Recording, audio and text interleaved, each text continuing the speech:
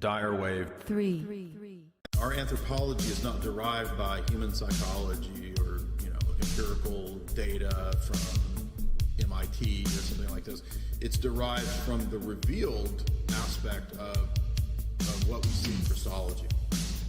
And so there's no real way to diagnose man's problem and to understand man and man's anthropology, as I said, without the right theology.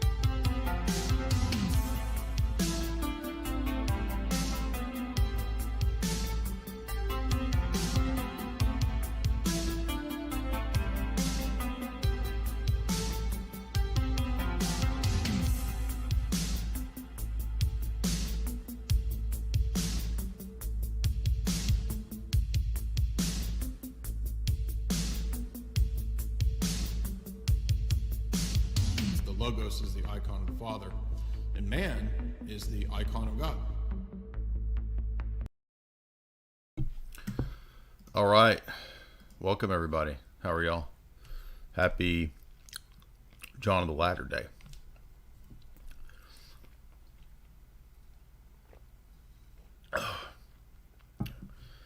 Gotta have a big drink, a big gulp of the tears of my enemies. Just kidding. It's just tea. No worries. A lot to talk about today. We had interesting elements in this movie. Let me get this piece of candy out of my mouth. Hold on. That's rude and disrespectful to the audience to have a piece of candy in your mouth. How dare you? How dare you? So we got a lot of books I want to talk about today. We're going to talk about the movie. We're going to talk about the symbolism in John Wick 4. We covered John Wick 3 when it came out. We had a good response way back then in, I think, 2018. So it was a long time ago.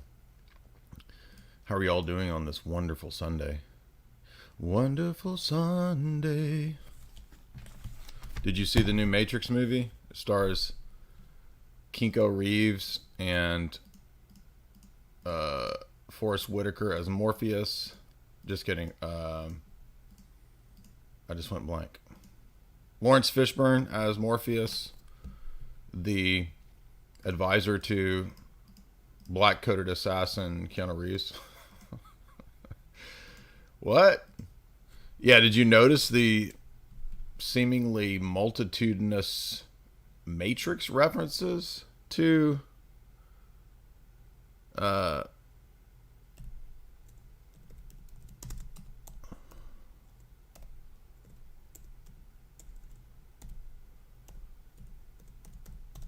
Johnny Mnemonic? I'm all distracted, but there's giant bazoombas on the screen. I'm trying to look up stuff. What the heck? You'll see what I mean. Y'all missed all that, but that's okay. The suggested ads, you know what I mean? You know those clickbait ads where it's like, look at this celebrity now. And it's like, I don't want to see this celebrity now. Look at this celebrity is a different person now.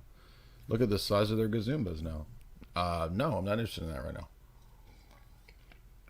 I'm interested in Kinko Reeves. And the discussion, have they already taken that down? Remember the Illuminate Confirm scene in Johnny Mnemonic? Remember that? Or is that taken off of, maybe taken off of YouTube now? But there's a sequence where that's referenced. Because this is like a Matrix era, worse than Matrix movie. But in that, Kinko's wearing his same like black tie and coat. And there another one. Yeah, see? You know they just took from Johnny Mnemonic when they made the Matrix earlier. Yeah, we want you, this guy. Or Ghost in the Machine too, right? Isn't that Kinko too? And don't they both have some kind of reference to Illuminate Confirm? Or am I getting them mixed up?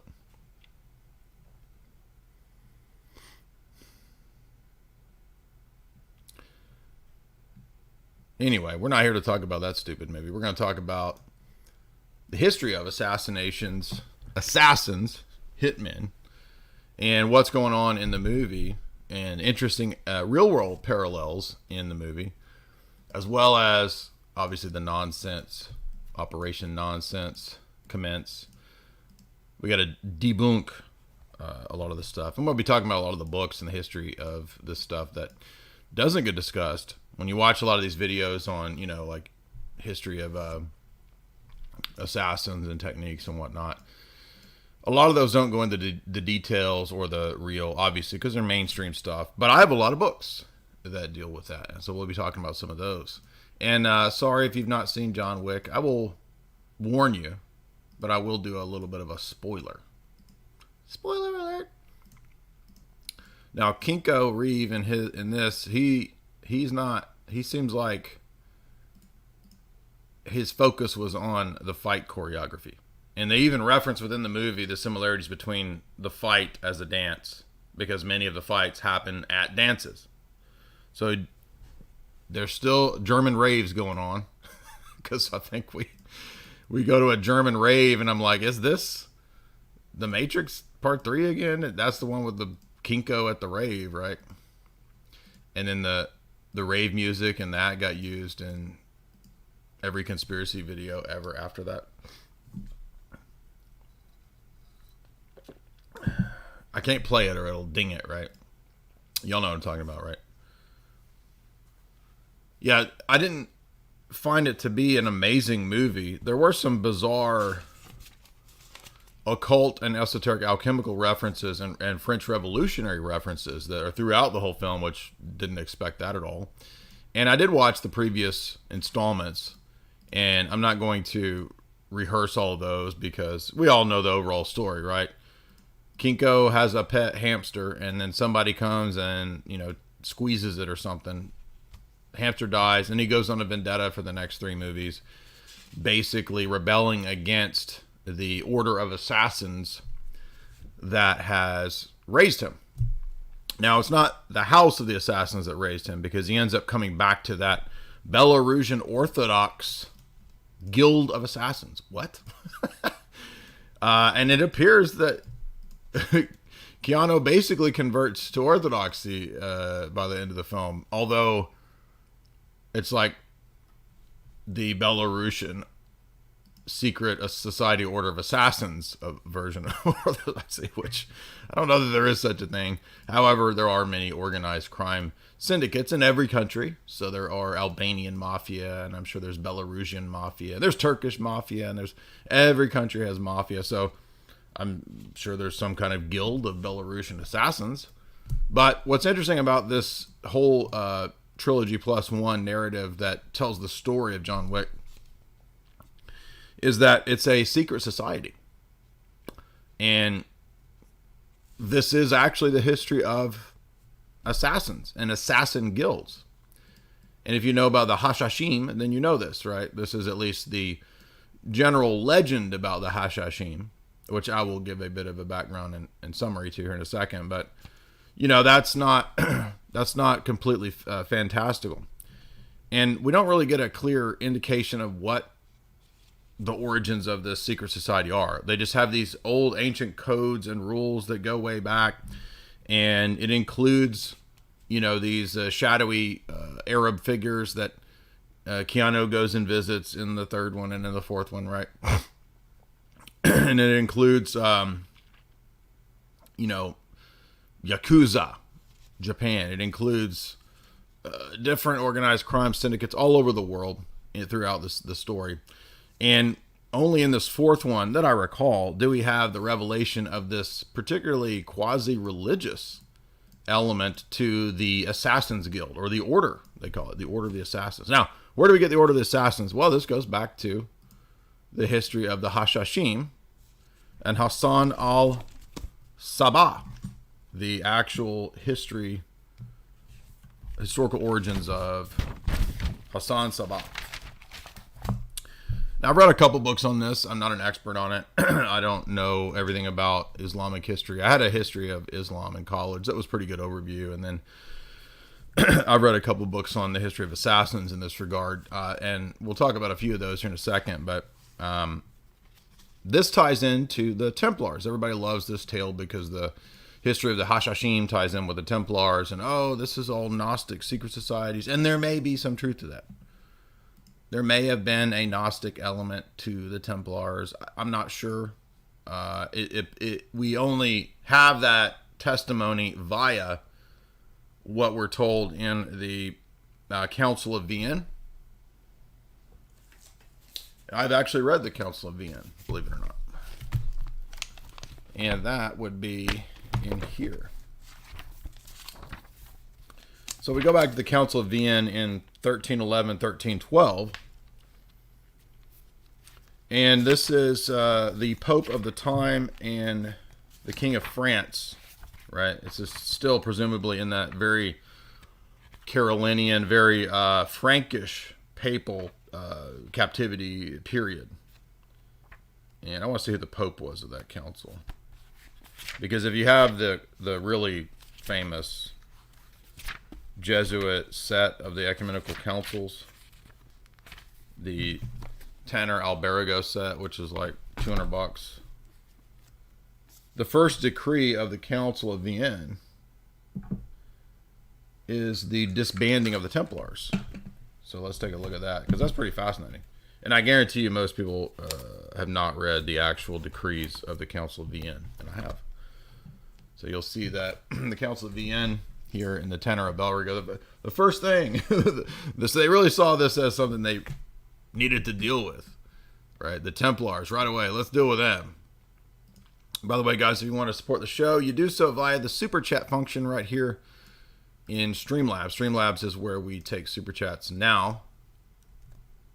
Carolinian means Charlemagne. I'm talking about after Charlemagne and the Franks. The Frankish papacy, the Franco-papal captivity until we shift over into like the Medicis and the Renaissance era papacy, right? So from like 1200, 1300. So the Carolinian Frankish stuff begins in 800, right, ish, and then we get a period in the 1000s, the Germanic control of the papacy for about 100 years, and then we have the Avignon captivity, where the papacy moves to France. By the way, oddly enough, I had a dream a couple nights ago that the papacy moved to Kentucky. So the chair of St. Peter had been moved to Kentucky. So if that happens, we'll know that I have the gift of prophecy. That's a joke, by the way. I did have that dream, but maybe that's a sign that Pope Michael in Canada or Missouri or wherever he was, maybe that's a sign that he actually was the real the real Pope. So anyway, you see there. Okay, wow, cool. So the Templars are accused of all manner of gross butt stuff and nastiness. We won't go into that, but they were accused of kissing the head of some animal or carcass or something, kissing butt, literally like kissing a butt, and then worshiping an animal carcass. It was probably not true, but they were excommunicated. And all the Templar property was given over to the Knights Hospitaller. However, others theorized that this was actually to confiscate their vast wealth. And supposedly then, right, we get this sort of animosity between the Templars from this point on and the Vatican, or the Frankish Vatican. So other people, as you guys know, theorize that the Templars learned techniques at this time from the Hashashim, whom they had met in Jerusalem via different crusading factions and wars. One of those,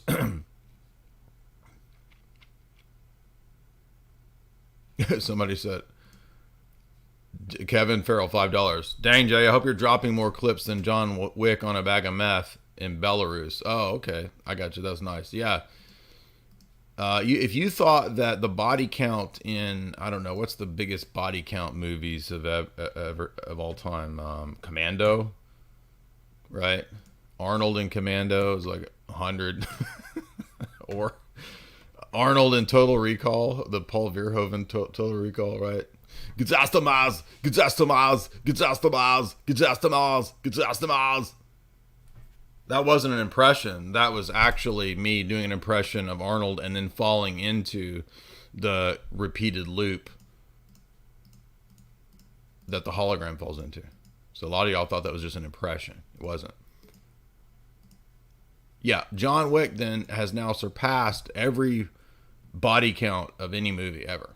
So if you're looking for the highest body count. And by the way, did you notice how all those scenes were very similar to Neo fighting the agents in the Matrix? It was like, I mean, there's so many overt overlap parallels to the Matrix that I couldn't believe it. I was like, is it just for, like recalling to mind people's experiences of watching the Matrix, or did somebody feel like the last Matrix movie was terrible, which it was, and so they wanted to make John Wick 4 the unofficial conclusion of the Matrix trilogy, which it's a much better conclusion of the Matrix story, or trilogy plus one. And by the way, when we gonna get that Speed trilogy? When we gonna get that Speed trilogy, Kinko? I'm trying to go faster. It won't go any faster. I'm dialing it in.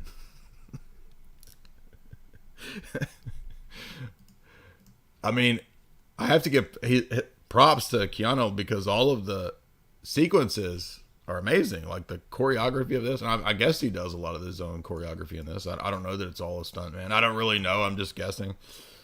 So kind of amazing. I think that's what people really like about the trilogy, is that we don't really have action movies anymore. That's gone because you can't have action movies because it's toxic masculinity.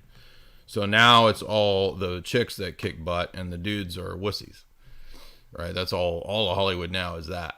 So this is kind of like the remaining elements of the classic action movie, the 90s, 80s, 90s era of the action movie. Die Hard, Arnold, anything Arnold's in, right? The action movie. I think people still have a thirst for this. They miss this element of movies. The whole Jackie Chan kind of dance sequence that goes on in these fights. People love that stuff.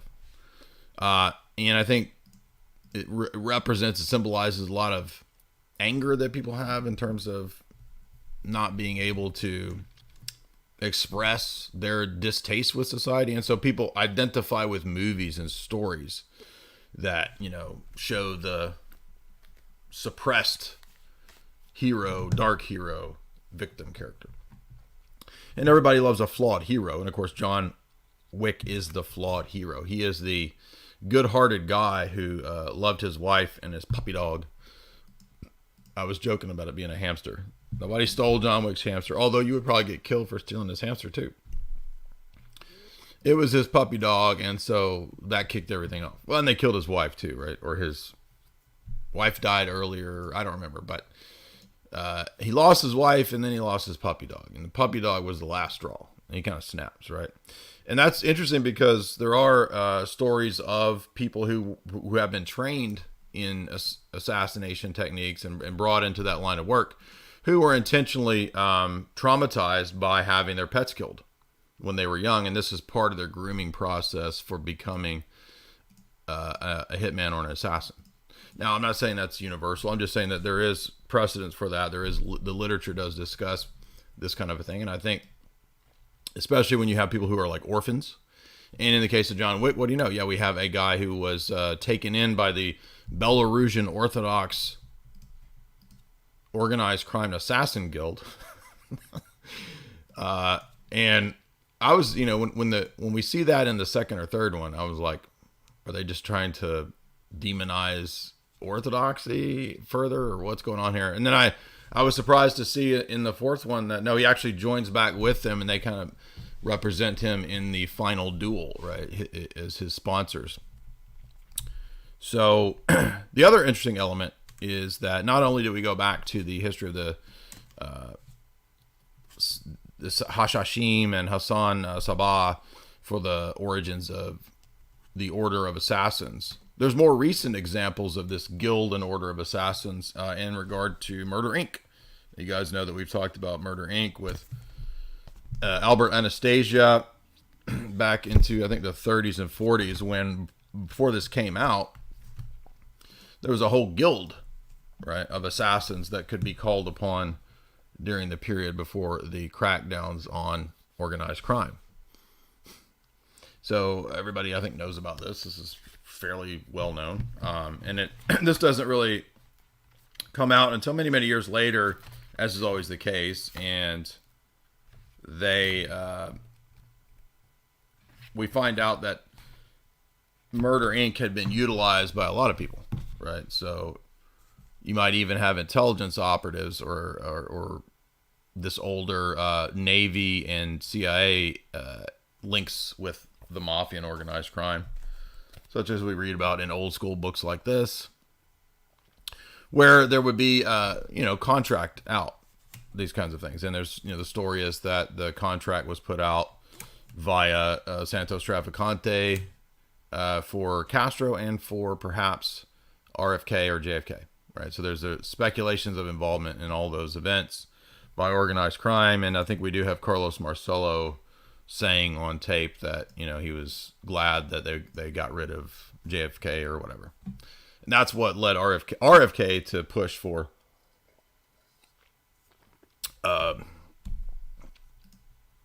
the reopening of these cases, right? What was the name of that committee? I just went blank on that. When they reopened the JFK case under, I think, RFK.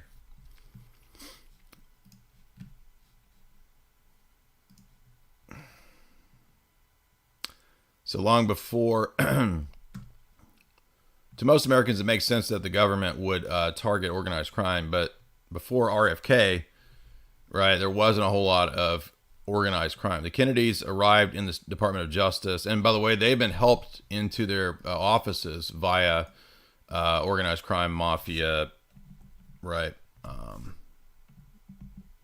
helping them out at the voting booths, okay?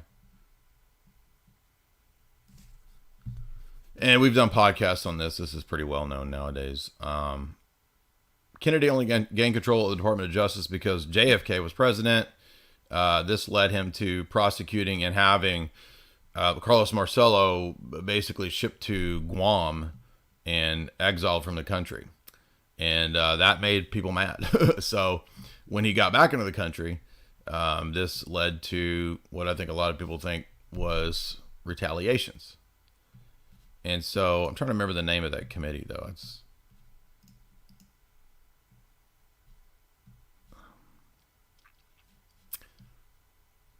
Anyway, we did a whole podcast on this, but you guys will know what I'm talking about. Excuse me. So,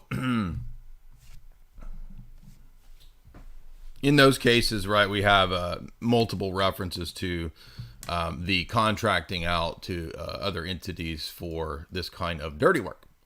And so you can see that these are mainline text. These aren't speculations. So one last point before we get into some of the history, I want to talk a little bit more about the John Wick symbolism, because I can't, if I play the clips of John Wick dropping clips, it'll ding the algorithm. So we're not going to do that. But first point is just that, did you notice the religious parallels with the way that Lawrence Fishburne speaks?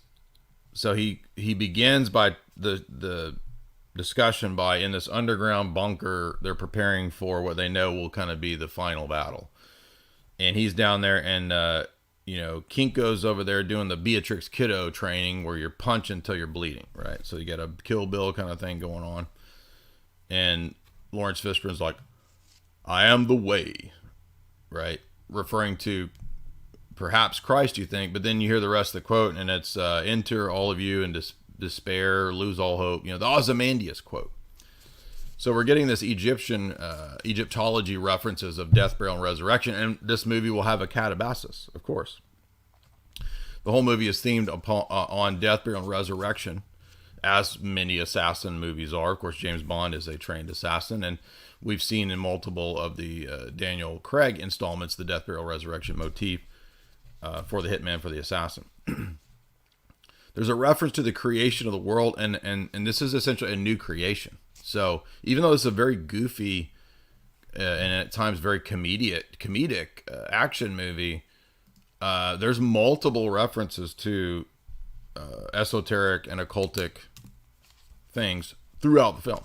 Multiple levels of which surprised me. So we have this Ozymandias quote at the beginning, right, where it's all this is very reminiscent of Morpheus and Neo, which is on purpose, I'm sure. Welcome to the desert of the real. I want to blow your mind. Give me another Morpheus line, because I've gotten my I keep wanting to say Forrest Whitaker. He's not Forrest Whitaker. Forrest Whitaker just does that thing where he's always about to cry, right? He gets a motorboat thing going here, and then he starts crying, and it's like, yeah, Forrest Whitaker, greatest actor ever. He cried. Look at that. No. Lawrence Fishburne, Florence Whitburn, Florence Whitakerburn, Lawrence Fishburne. I'm just going to call him Morpheus. So Morpheus is over there hyping up Neo, quoting in pages of Ozymandias. Give me a Morpheus line, because I can't remember Morpheus's lines. Ghost dog. Shout out to Ghost Dog, making it cry, making it rain from the Forrest Whitaker tears, because he's always crying. Give me a Morpheus line, because I worked on my I want to show you Ghost Dog. Neo, I want to show you Ghost Dog. Do you think that's a battery you're holding? Yeah, there we go. See? Do you think... I just can't remember any of Morpheus's lines. I know Ghost Dog was Forrest Whitaker. I'm making jokes. I like to intentionally mix up movies. That's part of the shtick that we do over here. That's what we do. That's what we do. What is real? Excellent. There we go. Yeah, I've got... we're going to talk about... I got all the books, right? We got Phoenix Program over here too. We'll talk about Phoenix Program. Don't worry. Yes. Remember, all I'm offering you is the truth. nothing more. That's pretty good, right? Do you believe that is a battery?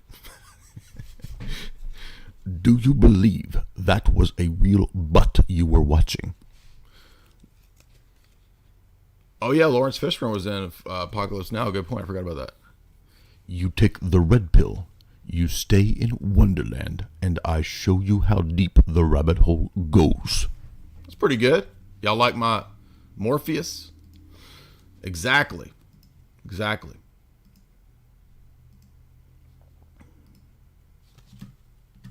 You take the blue pill. Whoa.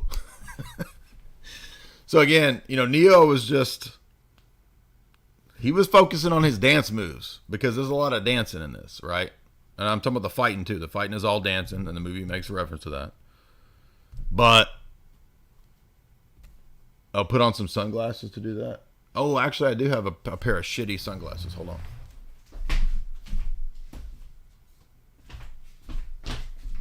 And it's even better because these are literally 90s era shitty sunglasses. Yeah, dude. I want to blow your mind. Do you believe that is a butt you're watching with your eyes? Do you believe that were real boobs that she have? The woman in the red dress, right? And then the nerdy guy's like, I programmed that. Right? And then he's over there.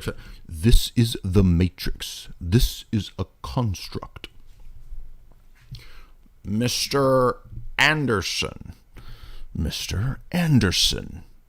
I want to wipe the stink from my brow of your biological filth.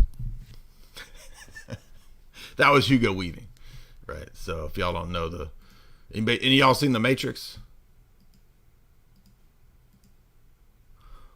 Do you believe that is a battery, Neo? That's pretty good, right? And I had to get my shitty glasses anyway. I should keep these on since basically John Wick is just another Matrix movie. This is what I'm that's the conclusion I've come to here. This is Matrix 5 or whatever. And we were talking about I'm all way off course here. Okay, yeah, Ozymandias. So we already have all these religious elements right away. And I think, yeah, of course, a lot of movies, especially with Hitman movies, they love the death row resurrection motif. They love the redemption motif for the Hitman, of course, right? And that's the totality of this one. That's the whole story here is shot through with alchemical, Orthodox, and Roman Catholic imagery, which is, again, pretty bizarre, in my view, for this kind of a movie. And, maybe Kinko's on the down low Orthodox or something. I mean, I'm just joking. I don't have any knowledge of that. I'm just saying, like, what? This is just odd, right? Maybe it's because of that movie Hitman or the video game. Remember in the video game Hitman, he's Orthodox too, right? Like he's raised in some, Serbian monastery, and he's trained to be a hitman. Okay. But Neo doesn't have any. Hardly got any lines in this movie, right? It's like Nicolas Cage in Willy's Wonderland, like 5. I don't remember 5 lines. Okay, I'm ready. What's another one? There's like 2 words. Jamie. He was like, I'm ready. Okay. Gonna need a gun. That was my favorite one, right? That was the longest line. The longest line was, gonna need a gun. Where's the Wild Stallions Kinko at? Or, actually, if you watch River's Edge, Keanu's a good actor. Because in that movie, he's playing I think he's playing like a, idiot teenage guy, which then he plays in Bill and Ted. But River's Edge, a pretty good indie art house film with Kinko many, many years ago. And by the way, River's Edge also has Dennis Hopper as Crazy Frank before Dennis Hopper's Crazy Frank. Pretty sure that's right. unless River's Edge is like right after Blue Velvet. Can't remember the dates, but again, you'll find these characters right kind of playing the same people, and then this is another Matrix movie. Again, it's better than Matrix Resurrection, so it might as well be. Now we find out that we are reminded that the Secret Society of Hitmen has a 12-member council, which is again like the disciples. Interesting. And now we're told that old Skarsgård is now like the Pope. They call him like the Pope of the Hitmen, which is weird because as the Pope of the Hitmen, we're told that he's the Marquis de Fakengray, or whatever his name is, and he's very French king. Okay. The Marquis de Fakengray, the Marquis de Fakengray, the Marquis de Fakengay, right? We'll call him that. The Marquis de Fakengay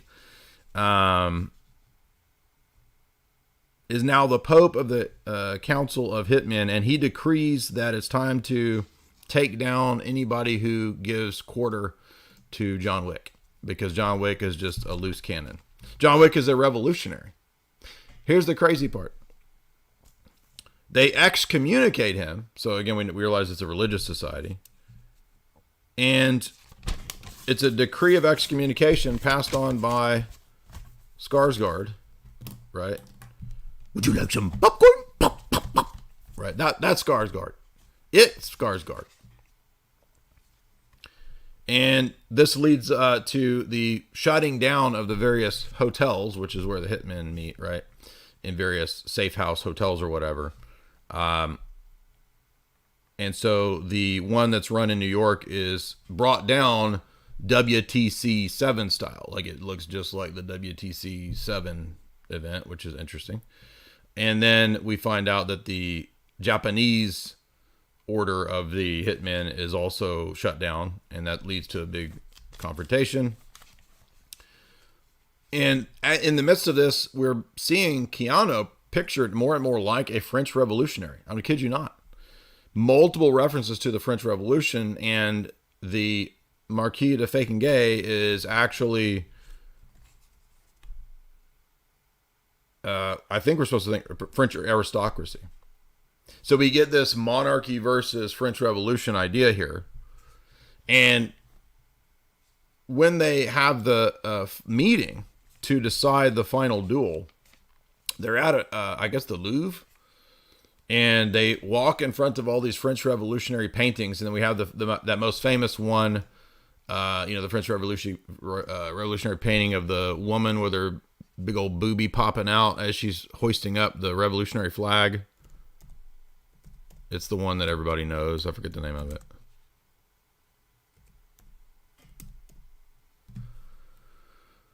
By the way, there's a lot of symbolism encoded in all these old revolutionary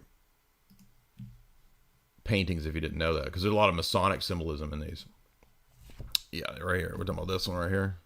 Right? So that's Lady Liberty leading the French revolutionaries, right? And when they have the meeting to decide the final terms of the duel, they meet in front of this painting, right? And they set the terms with the Marquis de Fakengay, and everything's set to go. Let's see. I'm looking up the IMDb on this real quick. Yeah.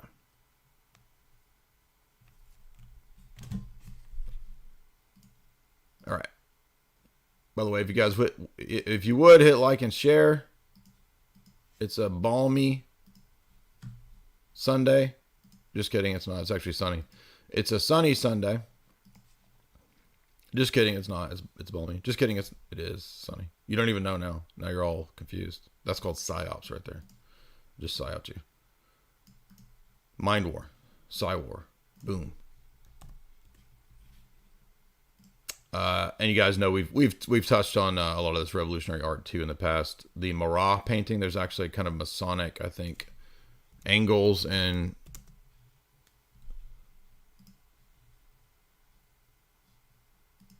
in the Death of Marat. There's a lot of symbolism in that painting is what I'm trying to say. Of course, he's one of these Illuminate confirmed French Revolutionary characters, right? This guy right here. Why will it not show me the freaking painting that I want? You know what I'm talking about, this one, right? What the heck, dude?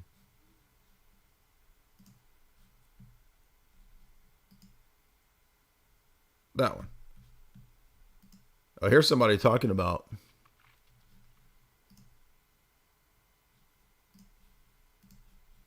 the details of the death of Marat. And there's more than just the painting, right? Or the, oh, so he has a letter from Charlotte Corday. He has the wound. He's in the bathtub, and there's the knife. Okay, that's the obvious stuff, but there's a lot more than that. There's like the angles and all that too. It's a bunch of Masonic jibber jabber. So anyway, back to John Wick. Old John Wick was decided that it's time for a new dawn. It's always darkest before the dawn, and then we get the references to the sunrise and a new dawn. There's many sequences where the sun is kind of rising. That's all foreshadowing the resurrection motif, the death row resurrection motif. So both figures of the Marquis and Neo, you know, are set on being the symbols of a future revolution. And this involves then all of the hitmen in the world, of course, once again, commissioned to take out Neo. Doesn't happen. But one other thing I wanted to mention about the Matrix was, did you notice when they have the fight in the checkerboard villa, the checkerboard floor villa? I mean, that was just like the Matrix. I mean, literally just like the Matrix. And then the fight scenes, just like him fighting the you know, Agent Smith. We're then told that the culmination of all of this is going to be at the Sacred Heart Chapel. So that's that famous French chapel in France. I think Jamie's been there. I've never been to it, but yeah, this one. So everything kind of culminates at this big Sacred Heart Chapel, and that's significant for Christ's Passion, obviously. Now, I'm not Roman Catholic, so we don't follow this Sacred Heart stuff. That's a Roman Catholic deviation, but the imagery is specifically chosen because this is going to be John Wick's passion. So they always want to tie, especially Hitman for whatever reason, into a death row resurrection motif and into a Christ's Passion motif. So multiple times it's stated that John is making it to the Sacred Heart. He's on his way to the Sacred Heart, which is this alchemical phase. And if you look at Elizabethan literature, and if you look at alchemical literature, right? I mean, alchemists make heavy use of the Sacred Heart imagery. I have a whole book over there on just alchemical imagery and symbolism. So they would, of course, you know, the alchemists would attach all these different meanings to these symbols.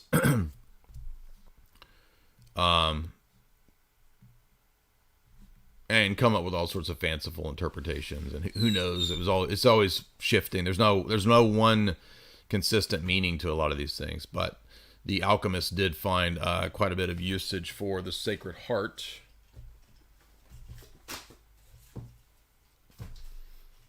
And in the famous classic text by Dame Frances Yates on the Rosicrucian Enlightenment, I think she talks about the Sacred Heart imagery too, because I think it comes up in, yes, that's right, because Johann Andre, if I recall, was a famous Lutheran theologian who was, most people think, probably in some way interested in Rosicrucian or Rosicrucian type ideas.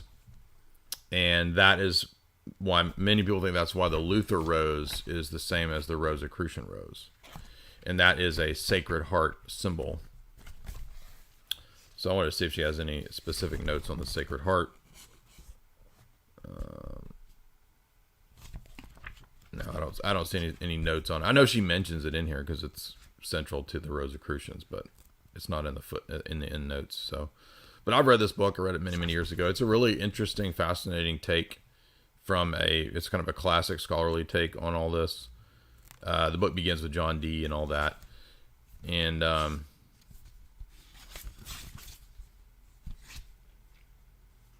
Chemical Wedding of Christian Rosencrantz, she talks about that being connected to, I think, Johann Andre, the Lutheran. So anyway, that's that. But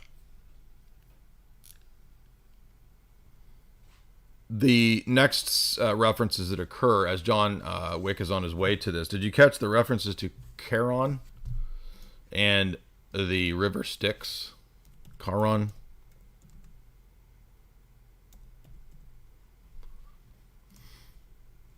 This was a weird one too, because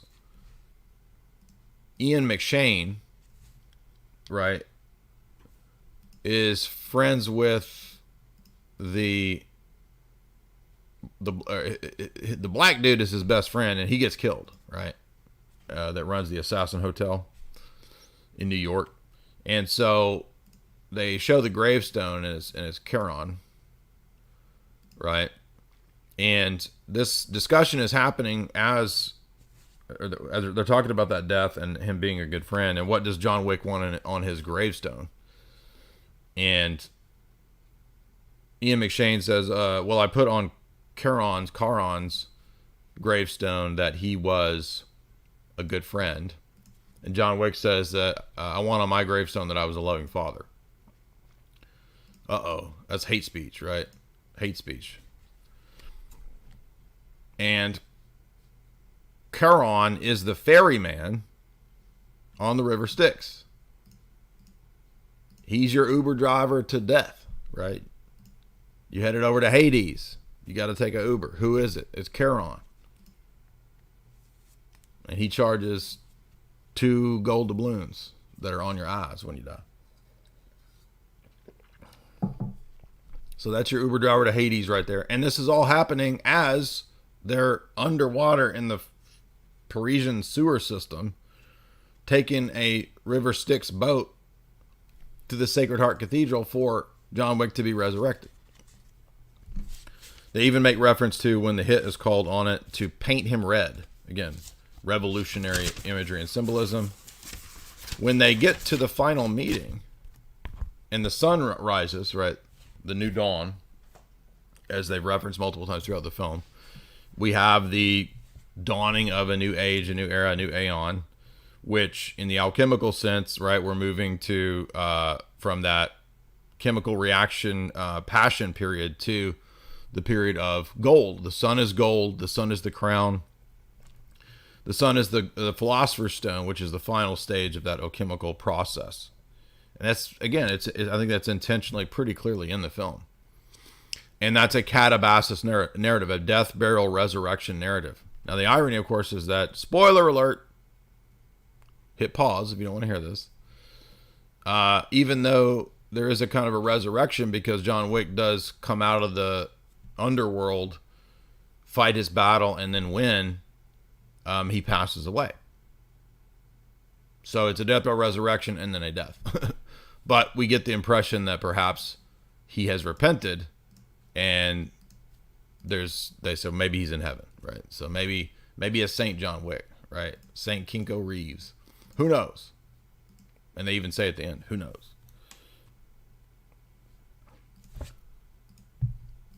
But yeah, very interesting usage of a lot of hermetic interpretations of Sacred Heart and Roman Catholic imagery. And then they throw in the idea that he had to return to his roots, which was his Belarusian Orthodox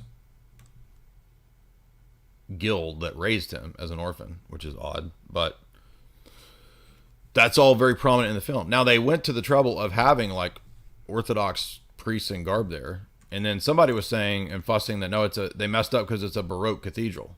But then I heard, no, actually that is a famous Orthodox cathedral in Germany. So I don't know what's actually the case. I haven't actually looked to see where it was filmed and what's actually true, but I can see that going either way. I mean, they went to the trouble of, finding actually Orthodox vestments, so they weren't, lazy about it to that extent.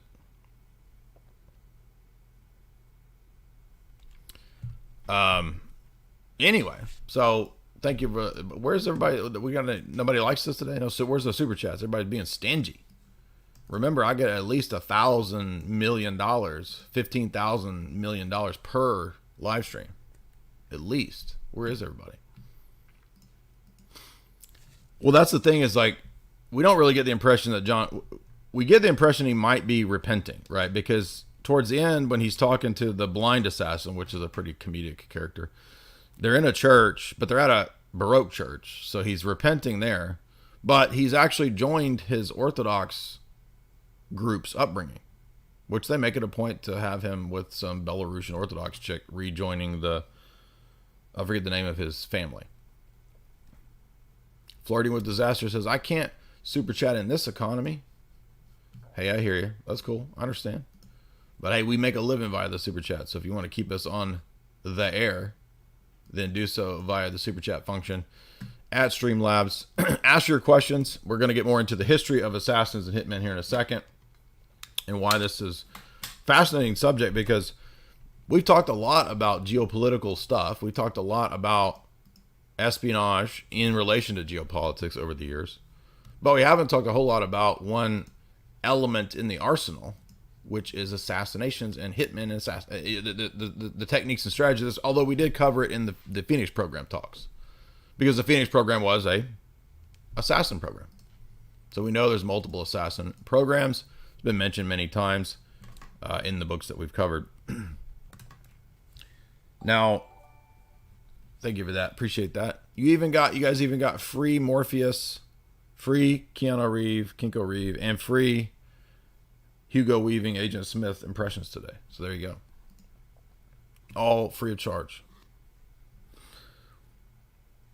Let's look first at 10 famous assassinations. This is a good introductory video to this. So everybody's always saying, what a rugged introduction to stuff. It's too much stuff. Too much stuff. Too many books. Why are your podcasts so long? Because that's how we make a living.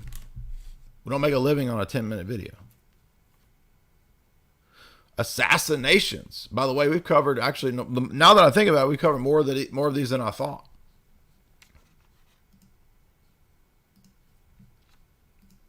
We've covered John Paul I assassination, which that's obviously assassination in my view. I've been reading through, as you guys know, almost done with the Paul Williams book. And that book's taken a long time because I've taken so many notes. Right. But this book deals extensively with the relationship between P2, the P2 Masonic organization, and the assassination of John Paul I. And that is based on extensive information in this old book from 85, David Yallop's In God's Name. Now, what I noticed about Yallop's book is that people didn't know about Gladio at this time. That's fascinating. So he basically stumbled on what Gladio is before Gladio was declassified and people knew exactly what it was, because that doesn't come out until like the 90s. But he's in here talking about this network being behind things like the Bologna bombing. Okay? And he's talking about P2, Opus Dei, CIA, all being connected, and that's all turned out to be true. So David Yallop stumbled onto Gladio before people publicly knew about Gladio. So that's pretty interesting. And a big portion of that book is dedicated to the assassination of John Paul I. Right? So here we have one classic text on assassination that we've covered and mentioned. Now, the Yallop book is, again, 85, so there have been a lot more books since then that kind of update that and give insight from new information. Like I said, now that people know Gladio was a real thing. You probably have all heard of Richard Kuklinski, the Iceman. Remember him? There's a movie with, I think, Michael Shannon playing him. And so let's go through a little brief overview of some of the classics. And of course, everybody knows about this one, right? Your boy Sirhan Sirhan. Remember him?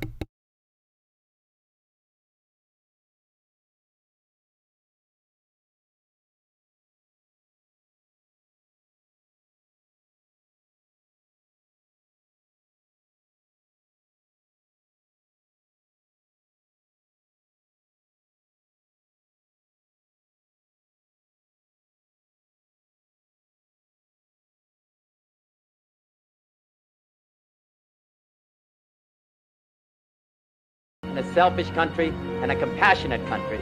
And I intend to make that my basis for running and over the period of the next year. Since Kennedy was the front-runner in the Democratic presidential race, his death largely influenced the election of Richard Nixon. The great objective of this administration at the outset, to bring the American people together. This assassination was not only a big news story, but ultimately affected the course of history. If you had 3 wishes, what would they be? The first wish, then. I wish that Senator Kennedy was still alive. Number 9, Ramon Mercader, target Leon Trotsky.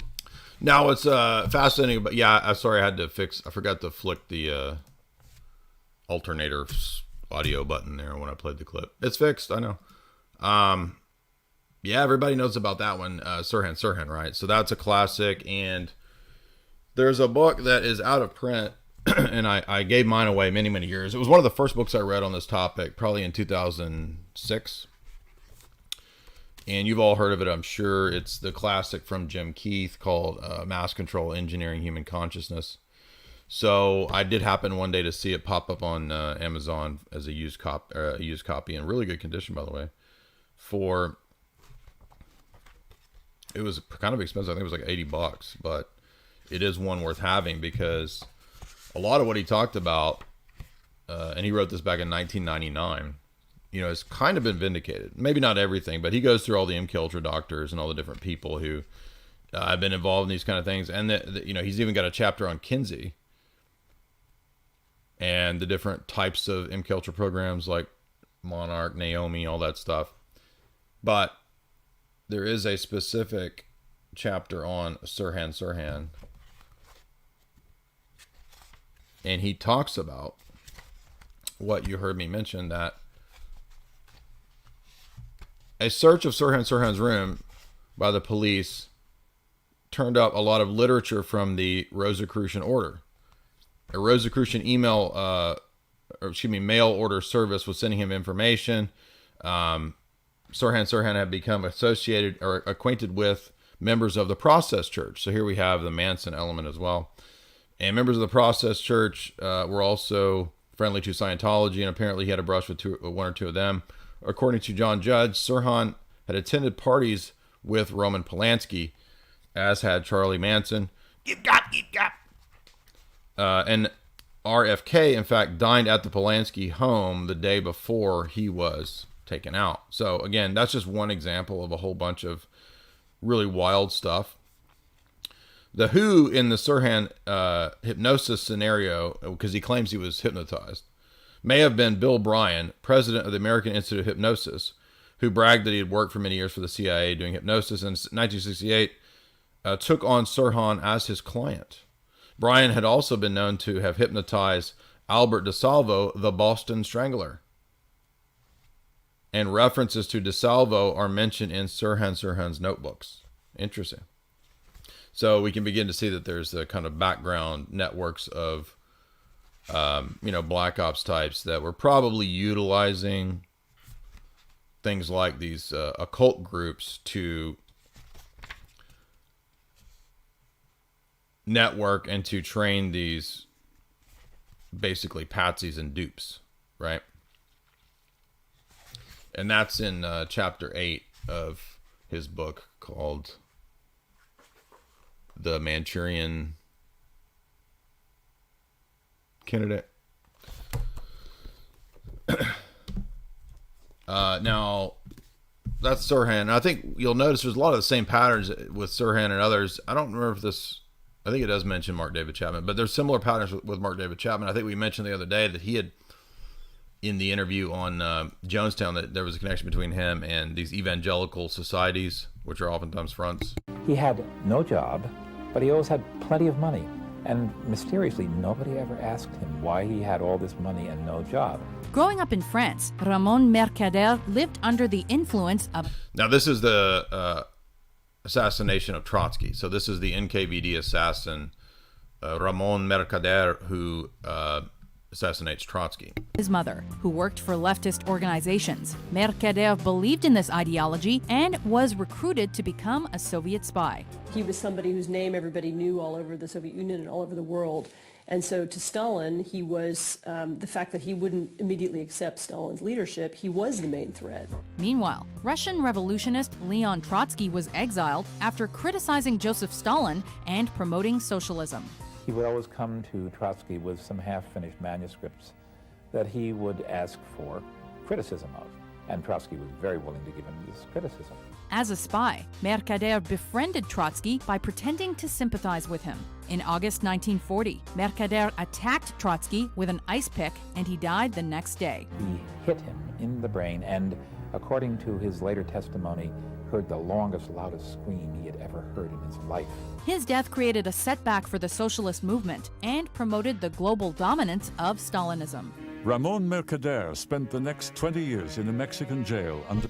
So there you go. There's another one that's relevant to what we've recently covered with the Rakovsky interrogation. So if you guys know, we did the history of communism, secret history of communism via the Christian Rakovsky interrogation by the NKVD, and it sheds light on a lot of these events. In fact, he even mentions this. The next one is a person I've never heard of, an Armenian assassin during the Turk-Armenian battles. Now, this guy's interesting because this is the guy that the mafia utilized as one of their hitmen, who was arrested, I think, in 1980s, Kuklinski. And I think that's the Michael Shannon movie. As a young man, I found out that if you hurt somebody, they'll leave you alone. Good guys do finish last. Growing up in a gang, Richard Kuklinski killed his first victim at age 14. After he continued to kill, the mafia began to recognize this ability. I say if I were to do somebody, I want at least 5 figures. He soon became a hitman of New Jersey's DeCavalcante crime family and was responsible for killing and disposing of those he killed. He developed the nickname the Iceman because he would often freeze victims. Law enforcement authorities have arrested one of the most notorious contract killers in state history. In December 1986, he was caught and tried for 5 murders, several of which were his collaborators. He's of such a diabolical, methodical type of killer that it's very possible that when all is said and done, we still may never. Anyway, so they go on to say that, he might have actually killed 100 people. So that we don't know. Now, here's where we have the interesting elements with Mark David Chapman. And I remembered another book that I think talks about this. So I got all these books everywhere, and I can never find all the books. Voice, my own, inside of me say, do it, do it, do it. Mark David Chapman grew up as a longtime fan of the Beatles. In fact, 2 days after he bought John... That's Jared Leto, by the way. Did you know that was Jared Leto? Lennon's newly released album. I'm going to start a dumb conspiracy theory that Jared Leto actually is Mark David Chapman.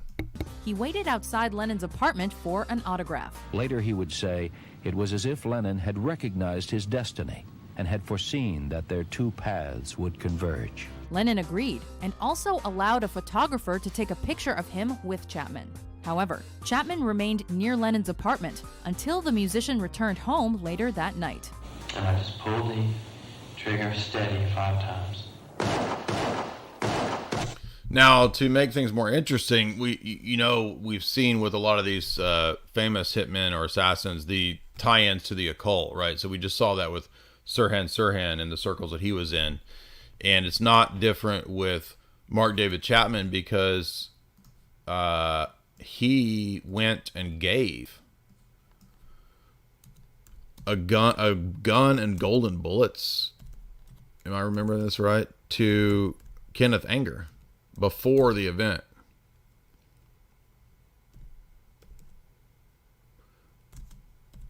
So, Man with a Golden Gun, that's odd reference there. That's, Bond style reference. And then remember, doesn't John Lennon say happiness is a warm gun, right? Let's see, Kenneth Anger. Now, Kenneth Anger, of course, is one of these occult figures. Hollywood Babylon. Yeah, that's right. I was right.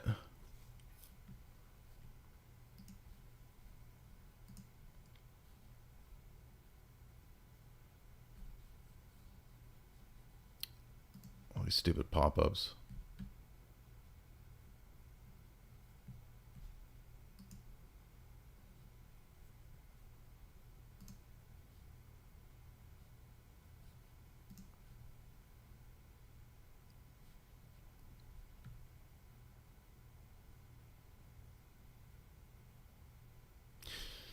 Of course, you can never find any of this stuff anymore because everything, the algorithm has changed, and so the freaking internet doesn't even work anymore. It's like looking for something obscure from 10 years ago. Here's CNN. No, I don't want CNN. I want the freaking links like they were 10 years ago. Anyway, I'm pretty sure I'm right about that, but of course, you can't find anything on Instagram anymore. So, real quick, a little bit of I found some of the stuff I was thinking of with Mark David Chapman. Mark David Chapman was working with, yes, he did have a period of evangelical missions work, I think. Let's see. By the way, there's a bunch of books on this. One of these books is this classic Fenton Bresler's book, Who Killed John Lennon? Chapman had, in 1970, Chapman, oh, he's flying everywhere. So, as usual, he comes from a military family, Air Force family, got a job with an oil company, his dad, I guess, yeah.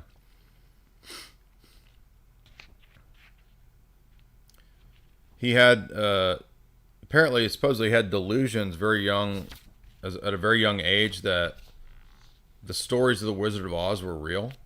Let's see what this says. He described his private childhood fantasies to Jack Jones, who recorded them in a biography called Chapman, Let Me Take You Down.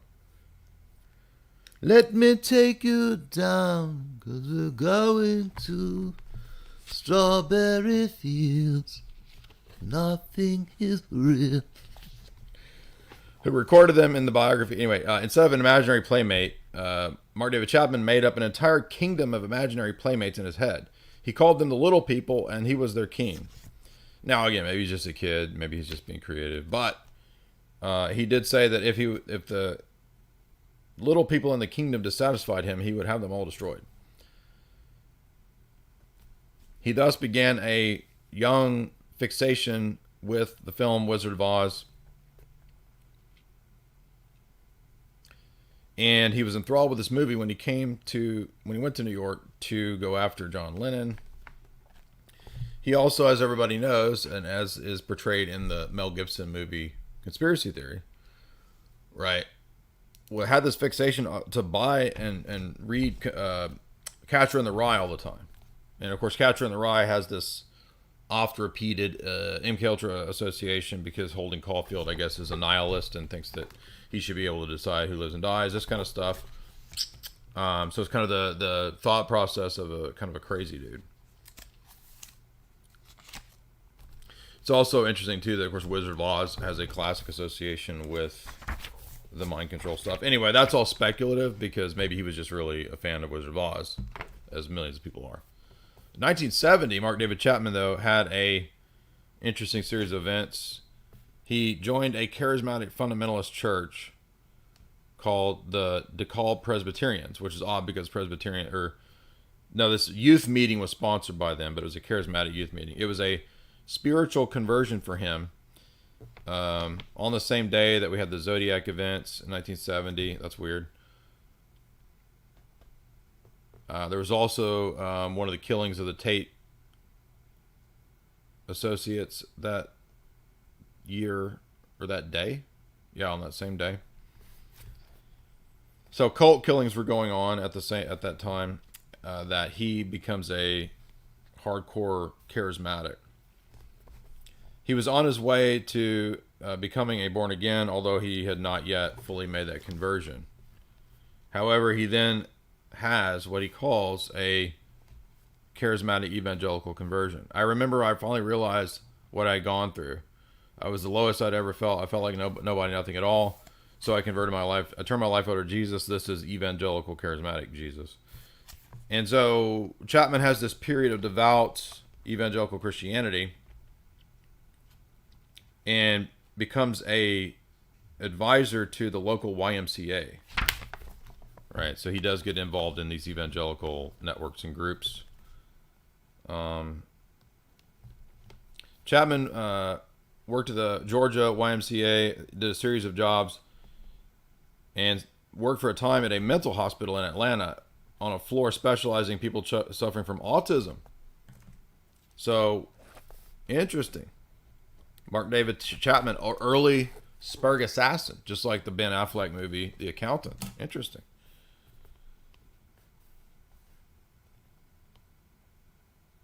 Then in 1975, the YMCA sends him to Beirut.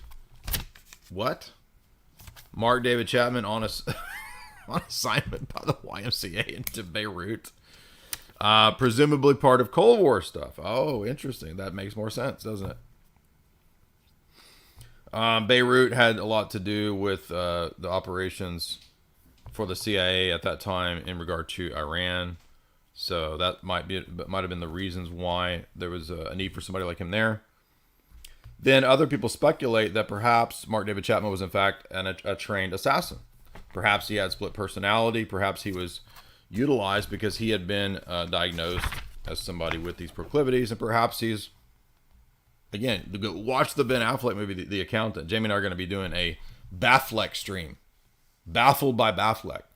Because Ben Affleck has this amazing power to, on the one hand, be in a few really good movies and do a few really good movies, and then also to star in some of the worst. So he's trying to corner both markets, right? Like Geely. What's the Christmas one, Jamie? Anyway, there's the one with Tony Soprano where it's one of the worst, right? Surviving Christmas, that's it.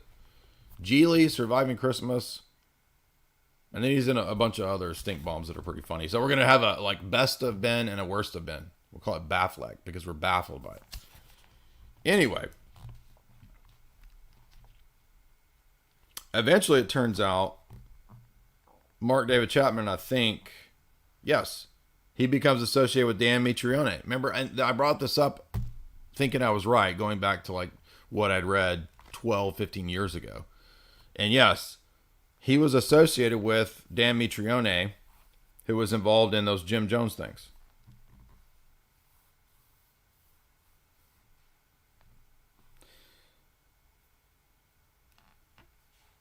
Now I lost my place, but let's see. He brings this book brings it up here. The strange mentoring of Chapman by a man from a police department resonates with the pairing of Dan Mitrione and Jim Jones. Okay, so never mind. It's just a parallel. So he's not connected to Dan Mitrione, but Dan Mitrione is kind of the mentor background person with Jim Jones. And then it says this other guy who is a sheriff becomes the background mentor. I don't know if he mentions this guy's name. So anyway, but both in the case of Jim Jones and Mark David Chapman, they had this foreign missionary work, and then they abandoned their Christianity. So apparently, Jim Jones ridiculed the Bible's concept of sky god, and eventually Mark David Chapman invokes Satan, supposedly, before he embarks on the attempt to kill John Lennon. There's evidence, too, of sexual dysfunction in both. Jim Jones was bi, and perhaps Mark David Chapman was. So you'll see there, right, parallels between both of these weirdo figures. And that's discussed at length in books like this.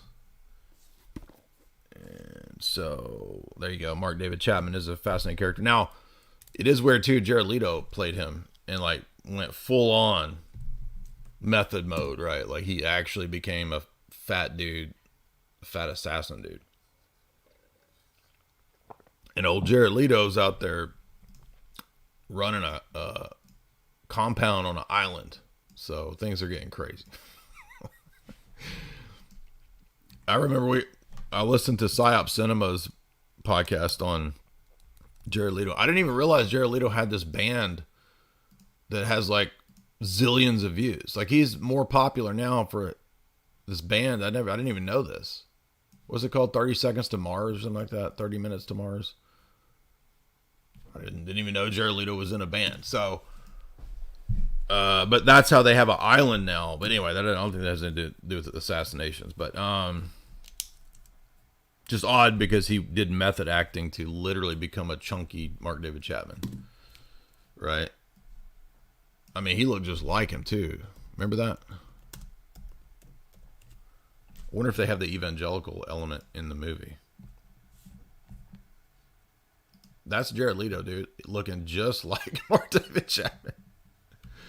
He should have won a freaking Academy Award for literally becoming that big old fat dude.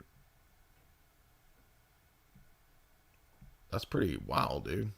Anyway, the movie is called Chapter 27, so.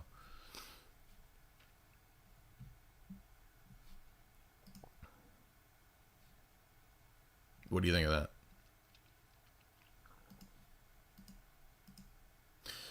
I want to play Charlie Manson. So I'm growing my hair out. I got a good Manson baritone voice. You got.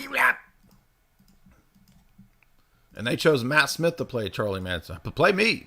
Let me play him. I'll blow your mind. I'll blow your minds. I'll blow your minds as Charlie. I'll be the best damn Charlie you ever seen. Charlie Brown, Charlie Munger, Charlie Manson, it don't matter. It's all the same in here. See? Why would you not want me playing Charlie? I'll be the best damn Charlie you ever seen. If I can work my vocal cords up to doing it. Got the whole club dancing Charles Manson. Got the whole club dancing Charles Manson. Anyway. Did we get through all the hitmen? I don't think this video has that many more that are that interesting. Maybe one more. Let's see who else is in here. I went pretty deep on this Hassan al-Banna, or not al-Banna, that's Muslim Brotherhood. Hassan Sabah. We should mention this one because everybody knows this one. Shockingly, born in Bosnia. Gavrilo Princip, and that appears to have been probably fostered by the British elite to start World War I. Yeah, Gavrilo Princip. And by the way, did you know World War I was kicked off by a secret society called the Black Hand assassinating the Archduke Franz Ferdinand? Was trained in terrorism by the secret Serbian society Black Hand. Being a South Slav nationalist, Princip sought to take down Austro-Hungarian rule in order to unite the South Slav peoples. Therefore, he wished to assassinate the heir to the Austro-Hungarian throne, Archduke Franz Ferdinand. An associate first threw a bomb that bounced off the convertible carrying Franz Ferdinand, and subsequently detonated under a nearby car, allowing the procession to make its way to Town Hall. And the Archduke stops right in front of him. He can't believe his luck. He can't believe his luck. They're only a metre away. He gets 2 shots before somebody leaps on him. It was during the motorcade's drive to the hospital to visit the bomb victims that Princip had his chance to shoot Ferdinand and his wife Sophie on June 28, 1914. This assassination instigated the war between Austria-Hungary and Serbia and the First World War. Number 3, James Earl. So there's that one. James Earl Ray. There's a lot of information on that. Yeah, he might have had the same forces behind him that were behind JFK, RFK. And I'm moving quick through these. And then John Wilkes Booth. Of course, he was part of a secret society known as the Knights of the Golden Circle. If you've watched the Nicolas Cage movie National Treasure, ever heard of that? National Treasure, John Wilkes Booth, the Knights of the Golden Circle. Yeah, right? That. Secret Society assassination of Abe Lincoln. We'll skip that one because these are honorable mentions. And then you could imagine the next one, yes, of course. Oswald moved to the Soviet Union Oswald, where he hoped to defect, but ultimately worked and got married. He eventually returned to Texas, where Kennedy was scheduled to visit. On November 22nd. Anyway, I'm not going to play this normie video on that because we all know that's not going to tell us the truth. But we all know that clearly there was some kind of intelligence, deep state, and organized crime collusion that went into the assassination of JFK. There's absolutely no doubt about that. So those are some of the classic big assassinations, and a little bit more history on. I'll make it quick. I'm not gonna watch this. This guy's video is really good as an overview as a refresher. So I'll put the full video in there for you. Now we got a few more that are not on the list that I want to mention too, like Diana. Right? Don't forget Diana. But the normie video didn't even put Diana in there because they didn't even know that Diana was obviously. Come on.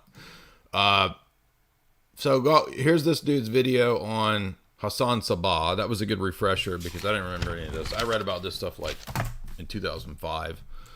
I read a whole book on this in 2005. I don't remember all the details, but so this is the origin of the legend of the assassins, and that is where we get the the notion of the Hashashim, right? The secret society that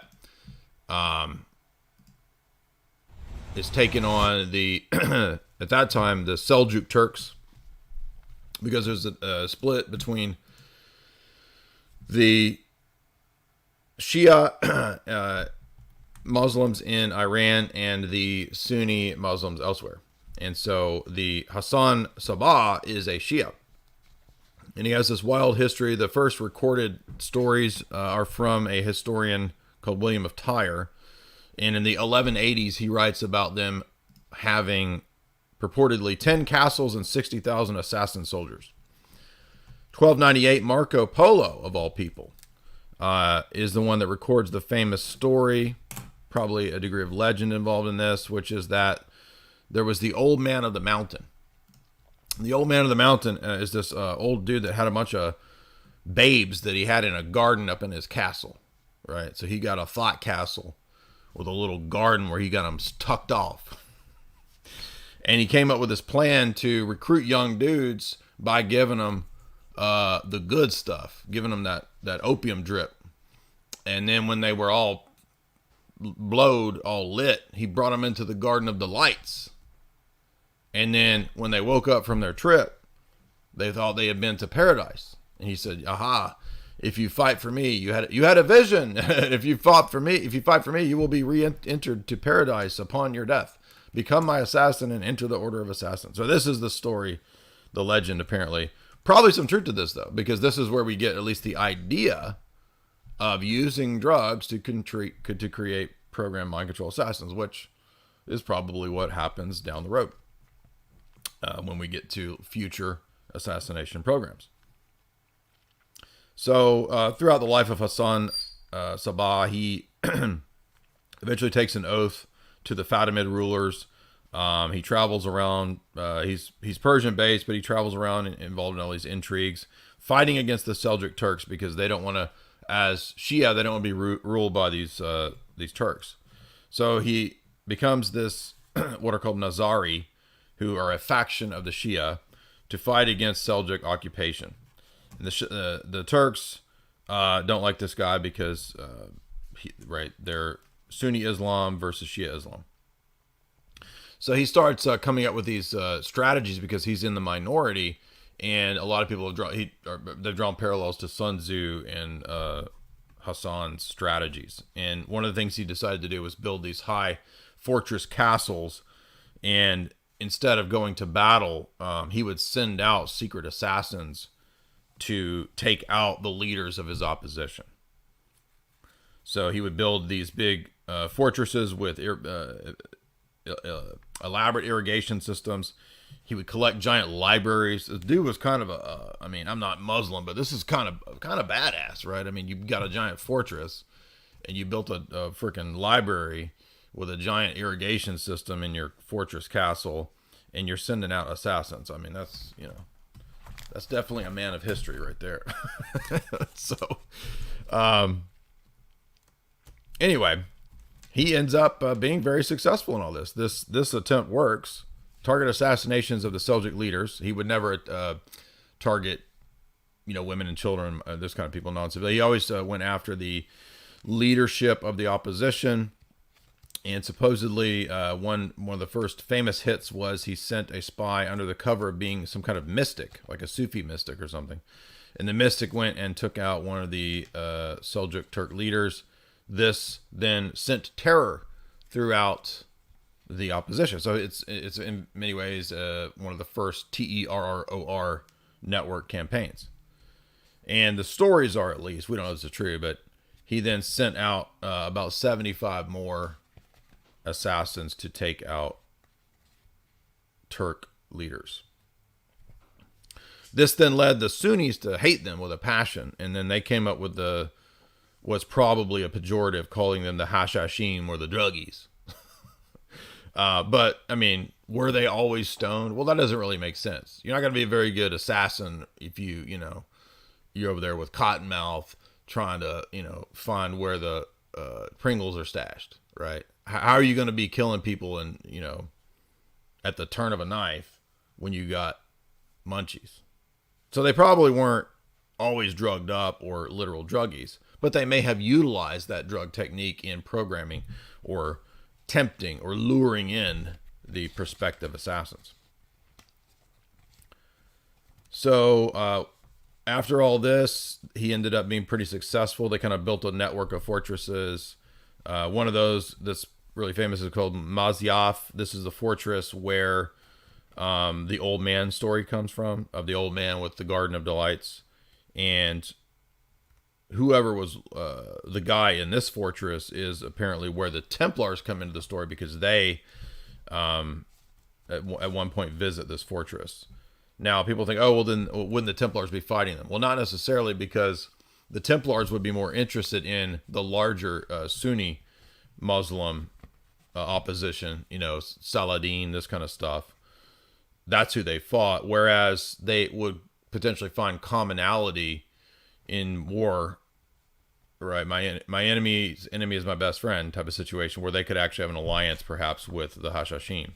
So there could have been an alliance with Hashashim and Templars, and that this is where we get this story of, oh, the Templars were, had gotten into Muslim mysticism or something like this. Perhaps. Even the guy who did the mainline historical video says this is basically like two rival mafias just teaming up against another power. Yeah, exactly. Great analogy. So by the 1100s, they had taken and established many castles and fortresses. The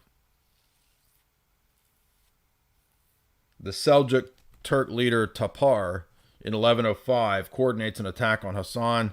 This is not really successful, so they end up with a stalemate. So by 1118, Hassan Sabah, the Nizari, had basically been successful and carved out their own little indie state. Okay, I'm not talking about a bunch of hipsters, right? Playing indie music with their 2008 handlebar mustache hipsters. We're talking about an indie state in a literal sense. We're talking about, old Muslim assassin dudes with fortress castle libraries sending out hitmen. In his latter days, Hassan retired into his fortress to become a scholar, and he just sits around with his books, studies, and then they basically have this independent Nizari state for about 100 years, and then they get, there's even a giant mosque that I think he built, this Hassan guy, but it gets destroyed by the Mongols, and the Mongols come in and destroy the Nizari state. So, fascinating short-lived history for the assassins, Hashashim. Oh yeah, don't forget too, in the case of with Lee Harvey Oswald, of course, he's assassinated by Jack Ruby, who is of course organized crime. So I mean, that doesn't tell you that there's mafia angle to the whole JFK thing. I mean, come on. I mean, duh. You gotta be really dumb not to see that. Also, don't forget the Book of Judges, right? Ehud, right? There's the assassination in the Book of Judges. The big fat king, remember that? So there's assassinations in the Bible too, so that's a biblical event. I just forgot to mention that. And then of course the case of Diana, which I will kind of briefly go through here, because everybody forgets about this one too. And this one is mentioned in more detail in Gordon Thomas's classic book. Now, Gordon Thomas has a classic book on MKUltra and a bunch of other history of espionage book, but there's quite a few interesting details in his book, Gideon Spies. And I've mentioned this on past live streams before, but I think it's the first chapter. Has a lot of really interesting elements about Diana. Now, he calls the chapter Alice in Wonderland, which is interesting. And he says in this book that there were certain figures around in the circles, particularly British intelligence especially, who were encircling Dodi Fayed. And then there's this figure named Maurice, who was involved in recruiting Henri Paul. And his thesis here is that, obviously this had to do with Dodi Fayed and the scandal that this caused in terms of the royal family with Diana wanting to go in that direction, not getting along with Charles. And so, Dodi Fayed is the principal promoter or proponent of the theory that, the British establishment was involved in the getting rid of her. So, and that's covered in this book in the first chapter. Anyway, but basically there's a theory that various British intelligence operatives, MI6 and RAF assassins, Royal Air Force or RAS, were used. And there's a lot of details about the concierge. So apparently it involved the concierge at the hotel where she stayed. So the concierge was an informant, an asset, and when she was leaving, the concierge, the hotel, tips off the people, and Henri Paul had been supposedly recruited into this kind of work, according to Thomas. Anyway, so that's the theory in this book. And to me, I think I don't know the details of exactly what went on, but I don't think that, obviously Diana was taken out. Duh, right? Don't you think that in most cases when a really high profile person, their plane suddenly crashes or, don't you think that's pretty obvious? We all can go at any time, but plane crashes, JFK Jr., right? This kind of stuff. I've even looked into the JFK Jr. thing, but I would just assume that was probably a hit. I don't even know, but I'm just assuming. So that's probably a safe assumption given the fact that the poor Kennedy family has just they've had the brunt of it, haven't they? So, and that doesn't mean that the Kennedy family, they're all a bunch of saints. It's just stating the facts, right? Just spitting facts or spitting reasonable theories, perhaps I should say.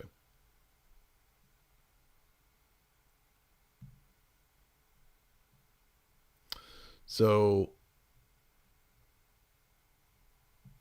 I guess I missed some of the super chats from last time. So we'll have to do a couple of those super chats from the last time as we get to those. This is also relevant too because this is just kind of a mainline book that's easily accessible. And the reason I bring this book up is because the most interesting element of this book is the first 50 or 60 pages, because it goes through something that probably most of us didn't know about, which is Dr. Sidney Gottlieb. We all know about Gottlieb as one of the famous MKulture doctors, sure, and directly connected to LSD. But do we know about Gottlieb's programs in terms of chemical warfare and chemical poisonings, chemical assassin drugging techniques? So there's a chapter which is fascinating on Gottlieb and what they call hush puppy pills. Hush puppy pills, not the disgusting boiled corn slop that you get in southern restaurants called hush puppies, which are disgusting. No, hush puppy pills. Hush puppy pills contain tranquilizers which were mixed with ground beefs fed to dogs, and this test then showed that to avoid suspicion, certain techniques could be used to put people out and then awaken them.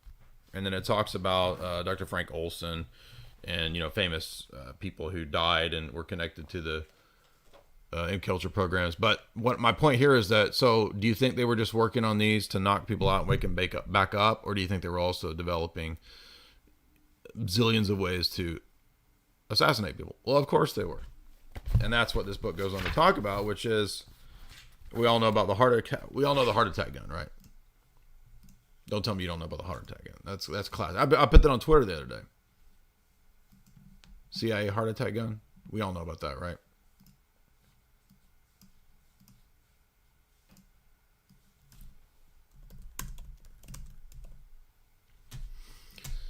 This goes back to the 70s, right? I mean, this is like some old school 70s stuff with the church committee. And they're asking William Colby, right? Which is funny because we just did it. We analyzed the William Colby documentary, right? The other day. They wanted me to find out if there was such a thing as a poison that was undetectable, especially one that seemed to mimic a heart attack, that would kill someone, but it would appear that they had a heart attack. I did find such a thing. Does this pistol fire the dart? Yes, it does, Mr. Chairman, and a special one was developed which potentially would be able to enter the target without perception. The poison was frozen into some sort of dart, and then it was shot at very high speed into the person. So when it reached the person, it would melt inside them, and the only thing would be like one little tiny red dot on their body, which was hard to detect. There wouldn't be a needle left or anything like that in the person.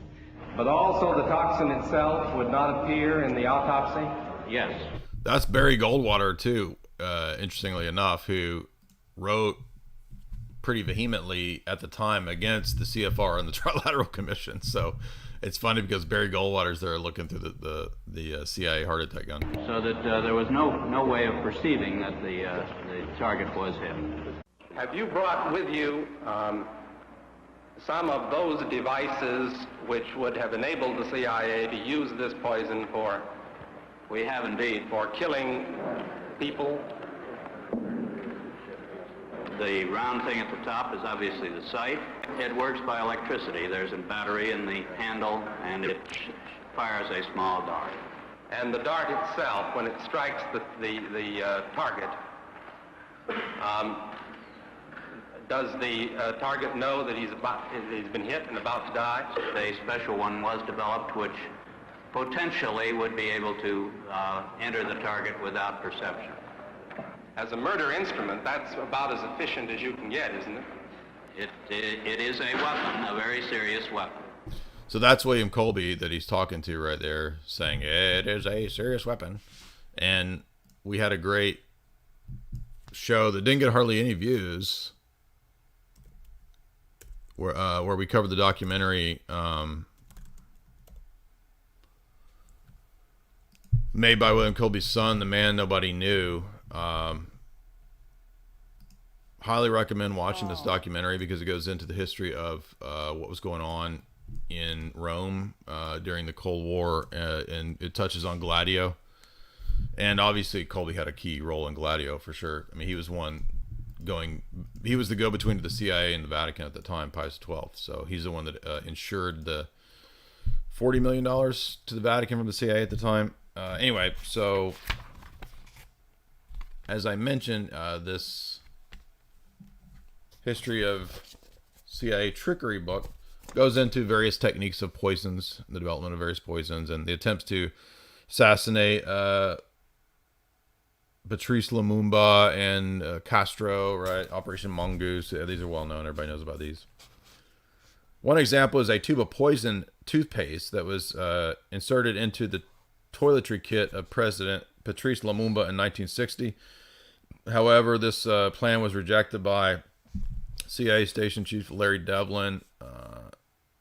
About the same time, the CIA created handkerchiefs that could incapacitate individuals, or biowarfare agents could be sent to military colonels, which they did to an Iraqi colonel. Kind of sounds like Anthrax. However, he ended up being shot before the handkerchief was received. A lot of these had to do with like Castro stuff and like, can we poison Castro with cigars, give him poison cigars and all this. And again, don't forget either the connection between CIA and organized crime and LSD, Operation Midnight Climax, where of course the Johns that were making use of the ladies of the evening at a organized crime connected house of ill repute were being filmed and recorded to see how they would react to being secretly dosed by LSD. So imagine going to see the thoughts and having a bad trip. Anyway, this book is not that interesting. It's just relevant because it has about 100 pages on techniques of deception and techniques of assassination. More interesting is this book about the history of hitmen and assassins. I've not read this whole book. I've just skimmed it and read various chapters. And of course, he goes into people like, I think he talks about, going from memory, I think he talks about Chuck Barris, right? We all know about. We've done streams on the Chuck Barris, George Clooney, Chuck Barris, Sam Rockwell movie. I just went blank on the name of the movie, but it's an okay book. He talks about assassins and the history of the KGB. He talks about James Bond's, the symbolism of James Bond, SMERSH, assassination attempts by SMERSH. And then he talks about, for example, Oswald, in my view, was a patsy. If he had been liable, if he'd been able to spend his time in court, they might have discovered what he was really up to. That's why Jack Ruby had to take out Oswald. Their investigations would have stumbled upon the CIA, the mafia, and organized crime. And this is why the figure of Jack Ruby is so important. By the way, Jack Ruby had a bar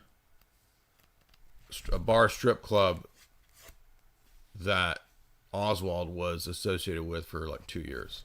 So, what does that tell you? So, that's an okay overview book. Did we cover all the main books I wanted to hit? I think so. No, we didn't. He has another book talking about the history of this as a business. That's interesting. But I forgot to mention that we know that there was a whole program in America run by William Colby and Company during Vietnam called the Phoenix Program by Douglas Valentine. And I lectured through this whole text. It's a dry read, but it is an important read. And you can go find the whole video we did on that. So other than that, classic texts like Art of War would be relevant. And I may do a talk on this book just to do something different for a change, but this is an interesting text I read years ago called Thinking Strategically, which plays into this as well. And there is also the MKUltra doctor himself, Jose Delgado, Physical Control of the Mind. And you say, well, what does that have to do with what you're talking about? Did you know that Whitey Bulger was involved in MKUltra? Yes.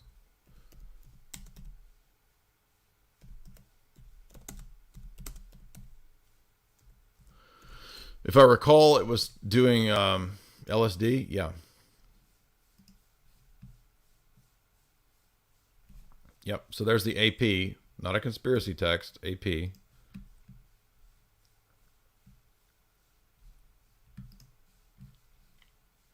Mainline. LA Times. LA Times. After learning Whitey Bulger was unwitting subject of CIA experiment, juror regrets murder conviction. So here is this.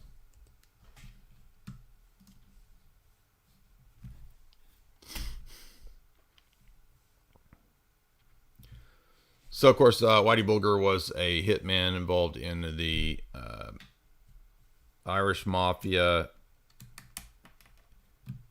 And there's a good documentary on him on CNN, of all places. Believe it or not, CNN actually does have one good documentary. It's on Whitey Bulger. I recommend watching it if you've never seen it. Just type in CNN Whitey Bulger documentary.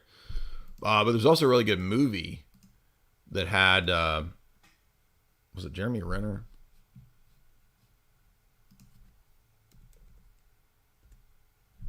Is it Johnny Depp? Am I thinking of Black Mass? I think I'm thinking of Black Mass. Yeah, this is a...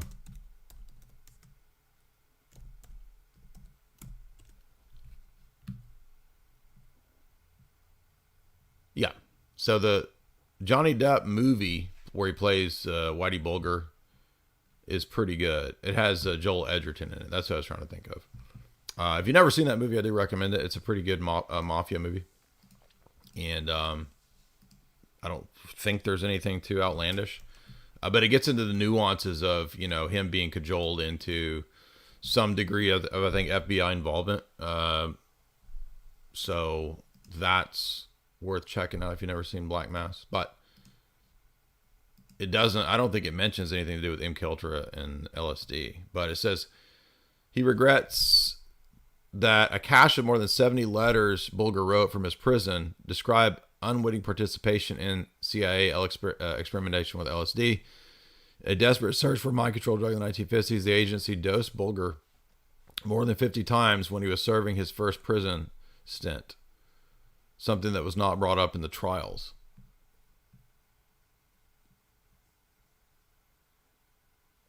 And he said, it talks about Sidney Gottlieb, and that would make sense, right?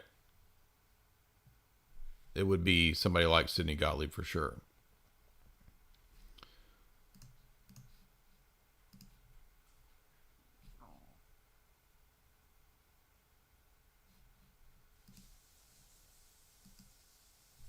And we did see that with Operation Midnight Climax, right? Where the CIA is, and we also know that there was experimentation on people who were put in prison.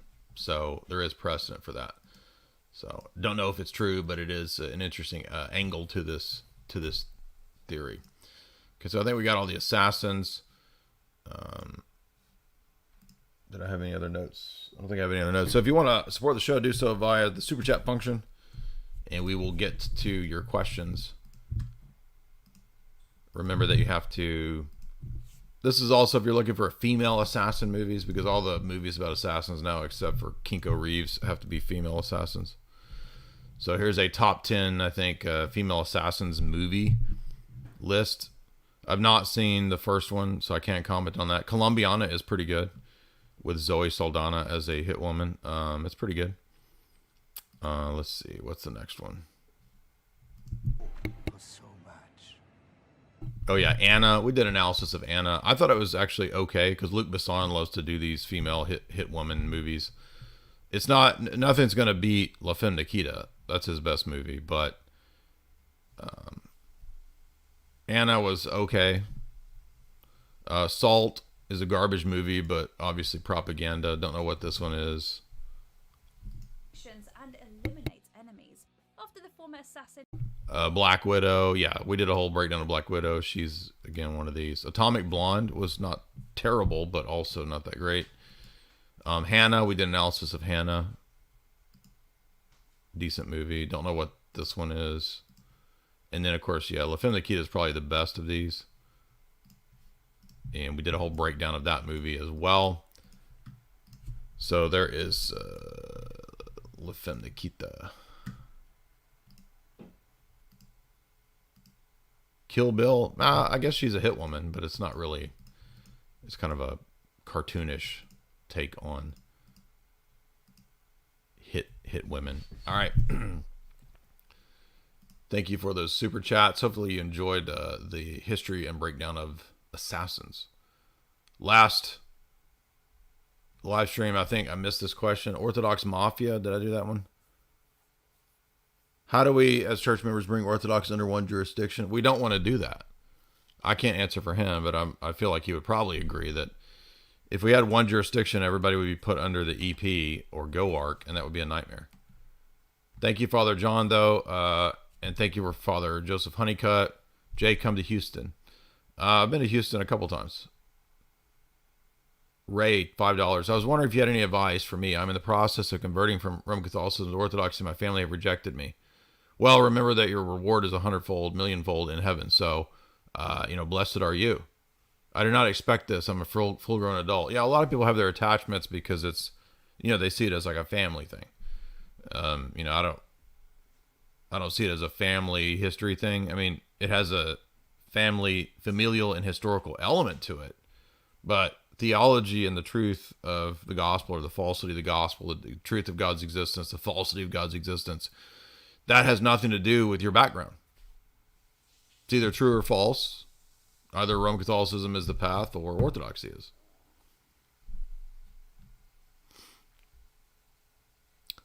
Kevin, we already did Kevin Farrell. Joel, $10. Much love from Orlando, Florida. Thank you, Joel. Appreciate that. Much love to you as well, man. Supporting the show. We really appreciate that. Guys, remember, too, we have amazing show sponsors that are the opposite of this kind of soy technocracy, that they want to make you into a little soy man. And there's products out there that will help you.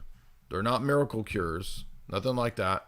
They're products that help you when you change your diet and your lifestyle, like Tonkat Ali, which is proven in peer-reviewed studies to boost testosterone. If you go over to chalk.com right now and use the promo code J50, you get 50% off their products. Remember, we had the 60% discount for a while. They've taken that back. Now it's the 50%. Still a great deal. And I guarantee you, if you get into chalk, you're going to like it, especially the Tonkat Ali. That's what I prefer to take.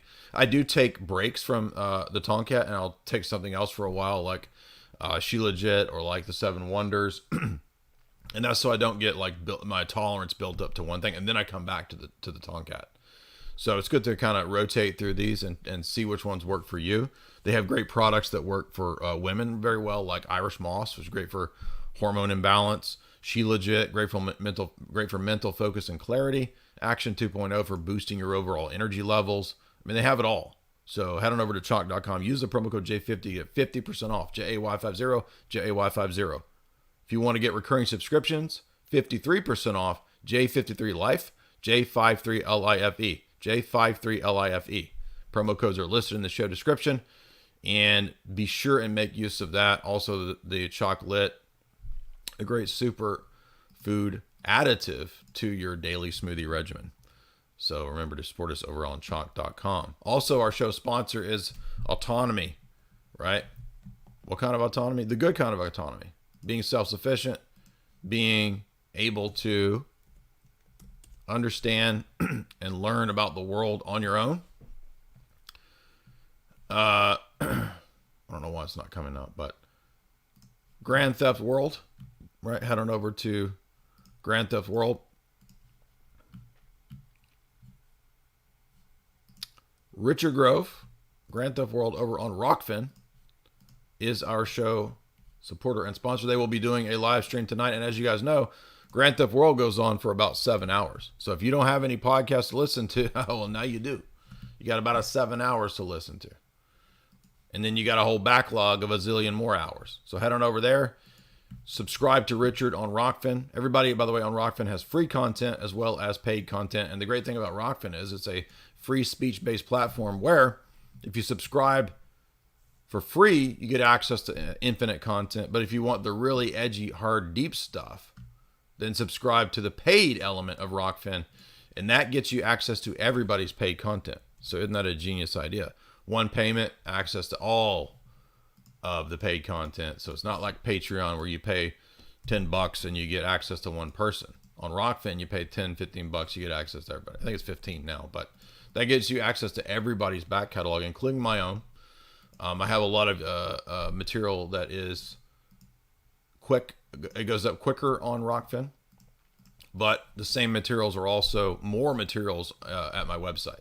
So there's advantages and disadvantages to both. If you subscribe to my website, you get access to the back catalog, all of it going back several years. And there's so much material, I haven't put it all on Rockfin yet. But if you subscribe to me on Rockfin, you get access to certain things maybe a little quicker because it's a lot easier to do archive content on Rockfin. But it's all video. So a lot of people want audio. Well, if you want the audio, then that's at my website. If you just want video content, you can get that on Rockfin pretty quick. And thank you for those super chats. So again, remember to go subscribe to Richard Grove on Rockfin and on YouTube. On YouTube, it is Tragedy and Hope, Richard Grove. Those are our amazing show sponsors. And I have, by the way, requests all the time for people to do sponsorships. And most of the time, it's just not a good fit. It doesn't work out. It's like it requires me to jump through a million hoops to do the sponsorship. And that's just, it's not worth the time to do that. It's much easier for me to have, hey, promote my show every time you do a show, and I'll pay you this. That's way easier than affiliate links and all this kind of nonsense. Although there are usages of affiliate links. For example, we do have a new event upcoming. So this is a live event in Nashville called Rebels for a Cause I'll be speaking at, along with a gigantic host of other people. So you're asking why the tickets are priced as they are. It's because it's a 2-day event. There we go.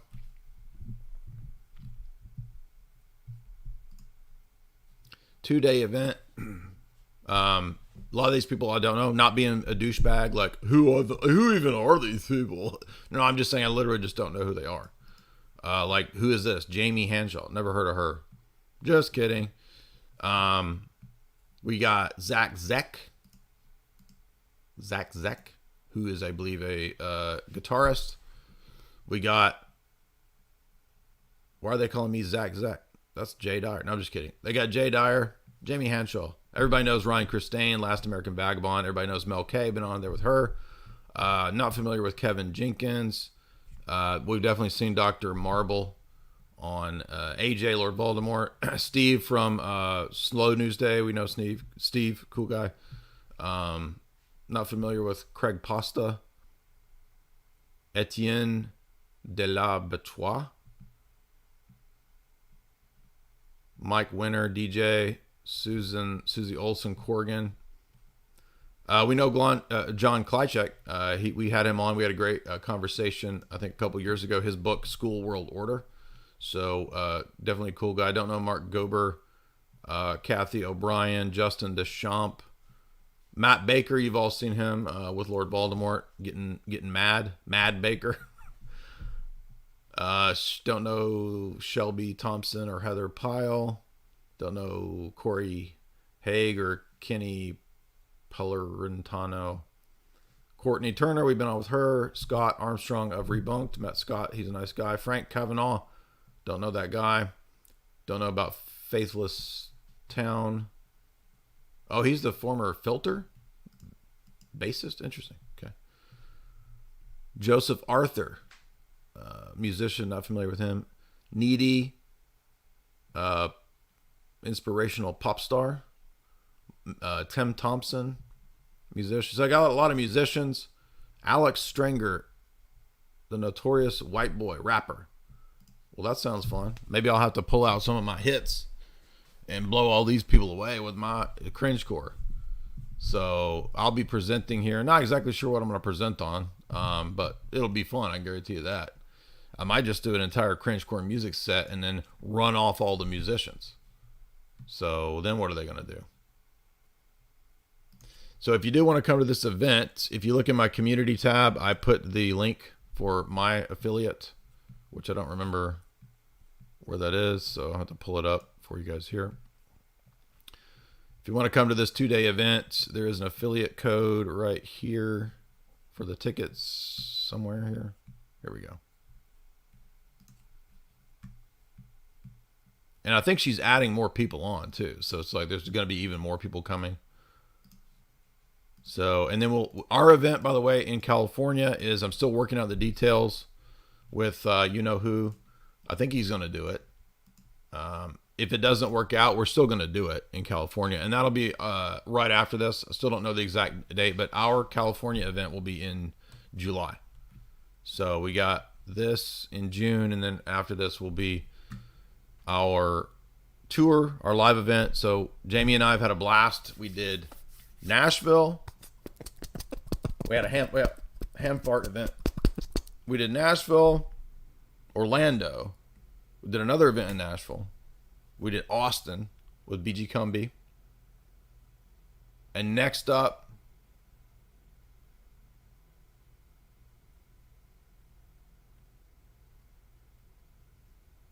y'all are all talking about these people. Yeah, I don't know a lot of these people speaking at the event. Next up is LA. I can't do a movie event or a live event tour and not go to Hollywood, right? So it'll probably be in I think it's in the Malibu or Burbank, Malibu, somewhere in there. I don't remember the exact location of the venue. I do have the venue. It's just herding comedians is like herding cats. So, but anyways, there is the affiliate link for this event in June if you're in Nashville. So this is the Nashville event. One more time, there's the Nashville event, June. I hate listing dates because I can never keep up with any dates, or just I can't do it. June 3rd and 4th. So it's a 2-day event. June 3rd and 4th. I don't know. I don't remember the name of the venue, but if you buy the tickets, obviously it'll tell you the venue. I don't remember the name of it, but so there's that. If you guys want to come to the Rebels for a Cause event.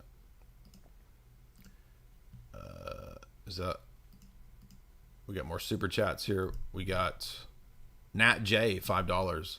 Hey Jay from Southern California, keep up the great work. Hey, thank you Nat J, and looking forward to maybe in July come on out to the California event. Guys, don't worry, I'm gonna have the banners up and everything when I have the event venue is locked down. Now we just gotta lock down a date for the big daddy, right?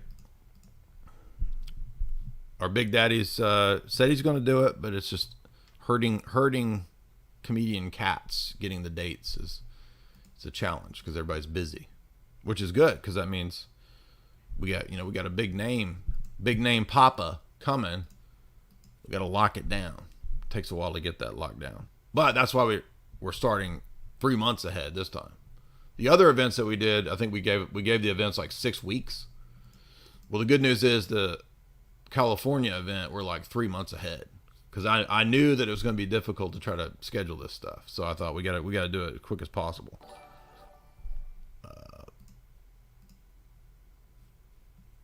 And scheduling events is a whole other job. I didn't even realize this until you start doing it. Dude, you talk about live events. Now I understand why there's jobs called event planners, because it's a whole other job. So if you're wondering why I don't do more events, it's because it's a dang job scheduling events, which is fun to do. I don't mind it. It's just like it takes all this time, and everything changes, and the venues change, and they change their mind. The date changes. It's always changing. Adam 1912, $50. Thank you so much. He is the winning super chatter of the day. Tyler, $5. Damn, dog, I was going to read more books, but thank you for reading them for me. Hey, everybody in high school wanted a nerd to do their homework. What about a Chad nerd that does your homework in your ongoing lifelong education? Just think of me as your continuing Chad nerd throughout your lifelong education who does your homework for you. And you pay me a little protection fee. Maybe you pay a little fee. Maybe I give you the information. Maybe that's how it works. Maybe not. Gilligan, $15. Thank you for signing my book. Hey, we sign all books, man. Any book you get from my website, as you guys know, is signed copies. No worries. I always get asked, will you sign my copies? Yes. Yes. The advantage of buying books from me is that you get signed copies. The advantage of getting them from Jeffrey Bezos is that Jeffrey Bezos does not sign anything. And if he did, it wouldn't be as cool as a signature from me, because I'll personalize it. I say, hey, Bobby Joe. Thank you. I say, hey, Chrissy Mayer. Hey, thank you. I say, hey, Sam Tripoli. Thank you. I say, hey, Bill Cosby. Thank you. I'm just joking. I don't even think those people even ordered books. I'm just naming names. Dear Harrison Ford, thank you for Temple of Doom. Of course you get an autograph when you buy the books at the website. Under the shop. Again, everybody's like, where do I get your books? We have a shop at the website, man. What you think? What you think? You go right here. Says shop. And there you go. See that? Super easy.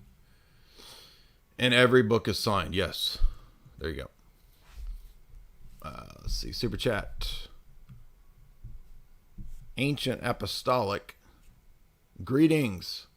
God bless. Well, thank you, man. Appreciate that. Even if it's $1, still appreciate it. Much appreciated. John Anon, $5. Thank you, Jay. Keep it the good work. Thank you, John Anon. John Anon. John Cano. John Anano. Thought Through Human Eyes, $30. God bless, homie. God bless you through human eyes. Glad you're not seeing through entity eyes or seeing through fish eyes or a fly's eyes. You would be seeing 1,000 of me. Imagine how difficult that would be. Philo, $1. How is the class holding up? Oh, E-class. Well, we sold quite a few of the full courses, and then we have a small group that does the weekly tutoring. So it's holding up fine. It's great. And everybody, I think if you sign up for tutoring, you can watch the previous episodes of the tutoring as well, because the first night of tutoring, it went for 3 hours, right? So it's holding up good. Adam Infinitum, $5. What's up, JD? Triple Kyrie, God bless. Shout out to the Autonomy family. Yes, remember that Autonomy University is where you get access to the philosophy course, and that is right here at the Autonomy Agora University website. You can buy the course itself, or you can sign up for the next season's tutoring. Right now, we're getting towards, 4 or 5 episodes into tutoring. The full course is there for a flat fee, but you can add more for tutoring, but you have to wait. If you get the tutoring option, you have to wait for tutoring next season, which would be in a few months.